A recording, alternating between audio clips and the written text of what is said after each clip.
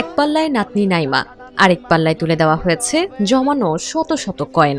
এই পয়সাগুলোর বেশিরভাগই 2 টাকা 5 টাকার কয়েন। 27 মার্চ সামাজিক যোগাযোগ মাধ্যমে ছড়িয়ে পড়ে এই ভিডিও। নাতনির বিয়েতে শখ করে তার ওজনের সমান পয়সা উপহার দেওয়ার ইচ্ছা ছিল বগুড়ার আব্দুল কাদের প্রামাণিকের।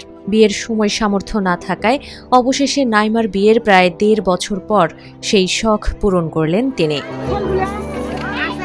27 মার্চ পাড়াপড়শি, আত্মীয় পরিজন সকলে ভিড় করেন দাঁড়িপাল্লায় মেপে পয়সা উপহার দেওয়ার সেই দৃশ্য দেখতে।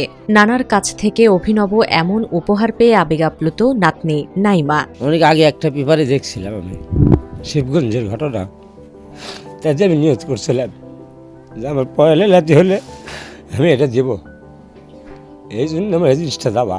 হ্যাঁ, বিয়ে অনেক আগে হচ্ছে, তখন আমার সমর্থন হয়নি, আমি দিতে পারিনি। তবে অন্যান্য মারা গেছে, আমাকে বলে গেছিল, আমি সমর্থন হচ্ছে, আমি দিছি, আর কিছু না। এই পয়সা অনেক দিন ধরে জোগাড় করতেছি আমি, ঘুরে এখন মিলাতে পারছি। নানি বাসে থাকতো সেই সময় যদি হতো তাহলে আরো ভালো লাগতো। তারই শখ ছিল এটা দেওয়া। কাকার কাছে তো ওই পয়সা তো জমাতে একটু টাইম লাগছে। জমানো হওয়ার পরেই কাকা ওদেরকে ডাকে, জামাই বিয়াই সবাইকে ডাকে, এলাকার প্রতিবেশী সবাই ওটা দেখতে আসছে আনন্দ উৎসবে। নানার একটা আশা আকাঙ্ক্ষা, নানিও বলে গেছিলো, নানি তো মারা গেছে, মারা যাওয়ার কারণে একটু হয়তো খারাপ লাগতেছে আমাদের সবাইকে, কারণ তার শখ ছিল, সেটা আমার চাচা এসে পূরণ করলো। বগুড়া শহরের ঠনঠনিয়া এলাকার বাসিন্দা আব্দুল কাদের।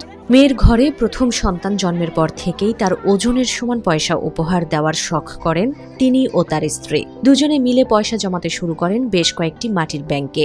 অবশেষে পূরণ হলো সেই ইচ্ছা।